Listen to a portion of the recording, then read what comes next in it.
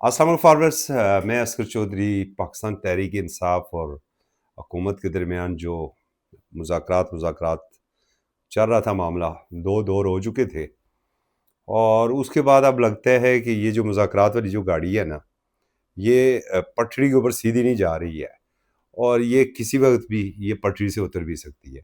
ایک تو یہ وجوہات بتائیں گے کہ کیا معاملات اس کے اندر کیا ہیں، اور دوسرے نمبر پر جو 26 نومبر کا دھرنا تھا نا اسلام آباد میں، تو سینکڑوں کارکن جو پاکستان تحریک انصاف کے جو گرفتار ہوئے تھے، تو آپ کو یاد ہوگا کہ یہ پی ٹی آئی کا ایک مطالبہ تھا کہ بھائی جو لوگ ہمارے جن کی ضمانتیں ہو جائیں، انہیں کسی اور کیس میں جو ہے نا وہ فکس نہ کیا جائے۔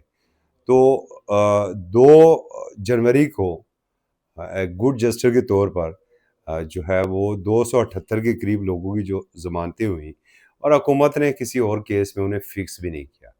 لیکن یہ کیا معاملہ ہے کہ بھائی ابھی تک وہ لوگ جیلوں سے رہا نہیں ہو سکے۔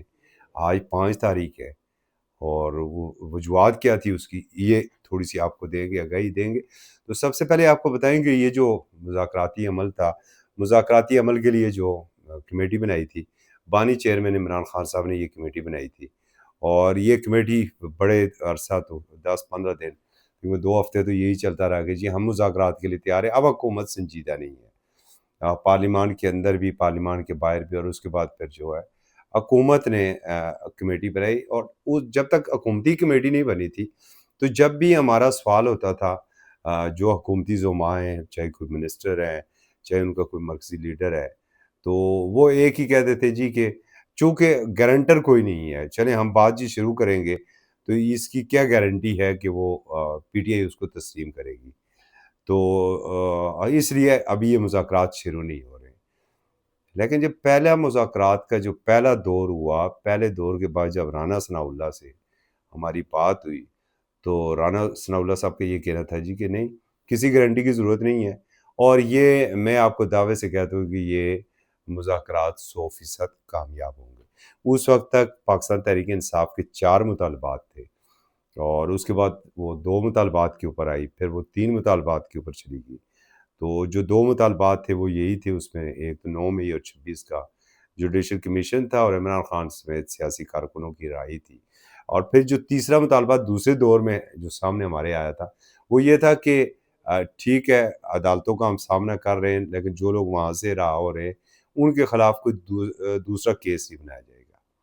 اچھا، طے جو اعلامیہ تھا، اگر دونوں اعلامیوں کو دیکھیں، مذاکرات کے پہلے دور کو اور دوسرے دور کو، تو جو اعلامیہ متفقہ تھا، اور متفقہ اعلامیہ میں یہ کہا گیا تھا کہ پاکستان تحریک انصاف تحریری طور پر چارٹر آف ڈیمانڈ جو وہ کمیٹی کے سامنے رکھے گی۔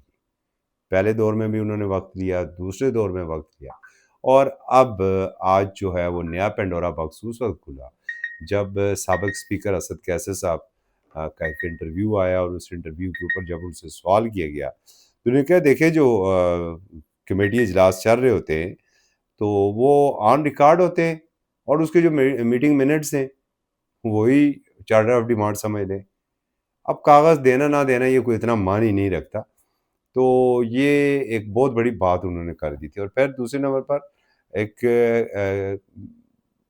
ایک اور سٹیک ہولڈر کو بھی مذاکرات میں شامل کروانے کی بات کی گئی تھی، اور جملہ یہ تھا کہ جو اصل فریق ہے، اصل فریق مطلب ان کی نظر میں اسٹیبلشمنٹ ہی وہ ہو سکتی ہے۔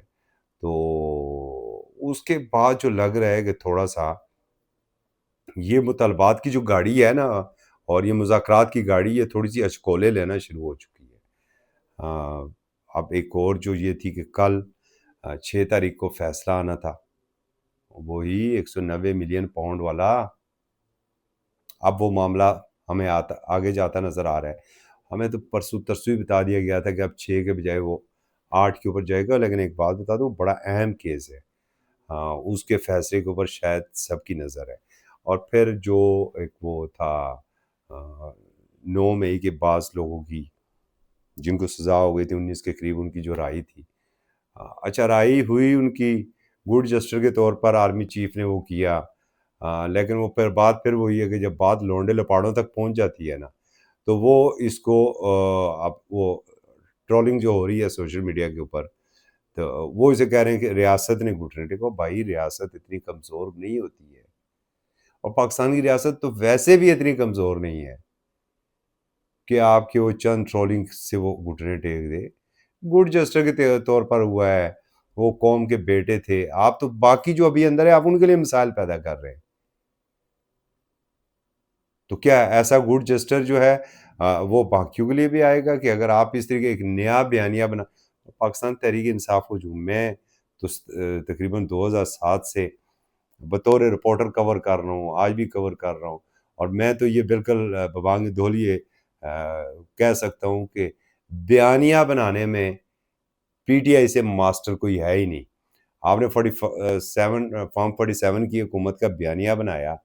آپ دیکھ لیں وہ مطلب وہ اس لیبل کو اپنے اوپر سے ہٹا ہی نہیں پا رہے ہیں.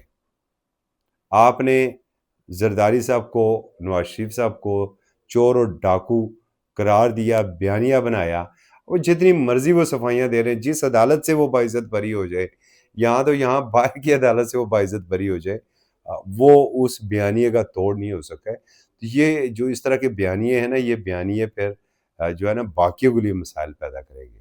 ساتھ جو بڑی اہم خبر ہے وہ کہ 2 جنوری کو تقریباً 278 کے قریب لوگوں کی ضمانتیں جو ہیں وہ کنفرم ہوئی تھی اسلام آباد کے.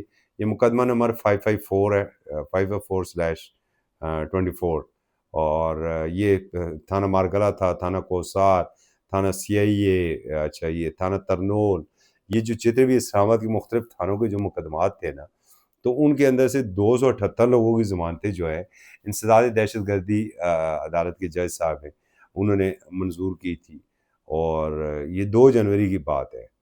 تو آپ یہ دیکھ لیں کہ آج 5 ہے اور ابھی تک ان لوگوں کی جیل سے رہائی نہیں ہو سکی ہے. ابھی تک ان کے اوپر کوئی اور مقدمہ نہیں ہے. لیکن اب وہ ایک ہیں ایبٹ آباد سے ہیں، وہ تحصیل لورا کے جنرل سیکرٹری ہیں پی ٹی آئی کے، تو سردار خرم شہزاد، وہ جیلم جیل میں ہیں. تو یہاں سے روپکار پہلے بنی جی، اب جی جیلم جائے جی. جیلم نے کہا نہیں نہیں نہیں جی یہ تو ہے جی ٹھیک ہے، لیکن یہ بنے گی تو اڈیالہ کے لیے، اور پھر اڈیالہ سے ان کی ہوگی. تو وہ بڑی مشکل سے رات کو کہیں لٹکتے لٹکاتے وہ رات کو پہنچی ہے 4 تاریخ کو، 4 اور 5 کی درمیانی شب کو اڈیالہ جیل. آج پھر چھٹی تھی، آج بھی ان کی نہیں ہو سکی، اب کل کا کہا جا رہا ہے. تو وہاں پر روپکاروں کا جو ہے نا وہ ایک جمعہ بازار لگا ہوا ہے، چونکہ سینکڑوں کی تعداد میں کارکن گرفتار تھے. تو ان کی رہائی کے لیے اب جو ہے نا یہ بڑی مشکلات ہو رہی ہیں کہ عدالت کی جانب سے ہو چکا ہے، ان کی ضمانت ہو چکی ہے، مسئلے جمع ہو چکے ہیں. اور پھر ساتھ اس کے ایک اور جو بڑی امپورٹنٹ بات یہ ہے کہ جو عزیز و اقارب ہیں نا لواحقین جو ہیں، وہ بیچارے مارے مارے پھر رہے ہیں. اور بھائی وہ 278 کی لسٹ ہے، اس میں ہمارے بچے کا، ہمارے بھائی کا، ہمارے بیٹے کا نام ہے یا نہیں ہے؟ انہیں وہ لسٹ ہی نہیں مل رہی ہے کہ ضمانتیں کن کی ہوئی ہیں. یہ میں یہ سمجھتا ہوں کہ وہ جو ایک وہ انصاف لائر فورمز والے ہیں دوست، یہ ان کی بھی اس کے اندر غفلت سامنے آ رہی ہے کہ آپ کے پاس تو پراپر ڈیٹا ہی نہیں ہے بھائی کہ کون سے لوگوں کی ضمانتیں ہوئی ہیں، اور آیا کہ جن کی ضمانتیں ہوئی ہیں وہ جیلوں سے رہا بھی ہو چکے ہیں تو نہیں یا نہیں ہو چکے. تو یہ ایک بہت بڑا ایشو بنا ہوا ہے. پھر جو لوگ مختلف جیلوں میں ہیں وہ ابھی تک ان کے عزیز و اقارب انہیں تلاش کر رہے ہیں، ان تک ان کی رسائی نہیں ہو رہی ہے. انہیں پتہ چلے گا مقدمہ نمبر اگر ترنول کا ہے ٹھیک ہے، اور اس کو اڈیالہ جیل بھیجا اور اڈیالے کے بعد اسے اگر شفٹ کر دیا گیا اٹک کا، تو اب بیچارے جو ہیں وہ غریب دیہڑی دار وہ تو اڈیالہ جا رہے ہیں. تو جا جا کے بیٹھ بیٹھ کے وہاں پر بعد میں پتہ چلتا ہے نہیں جی آپ کا تو وہ جو تھا وہ یہاں نہیں بلکہ وہ تو اٹک جیل میں ہے یا جیلم جیل میں ہے. تو یہ بڑے مسائل کا ان کو سامنا ہے. یہ ذرا ایک صورتحال چل رہی ہے. تو دیکھیں کل ان کی ضمانتیں ہوتی ہیں یا نہیں ہوتی ہیں. کل یہ ہاں ضمانتیں تو ہو چکی ہے، کل ان کو رہائی ملتی ہے یا نہیں ملتی ہے.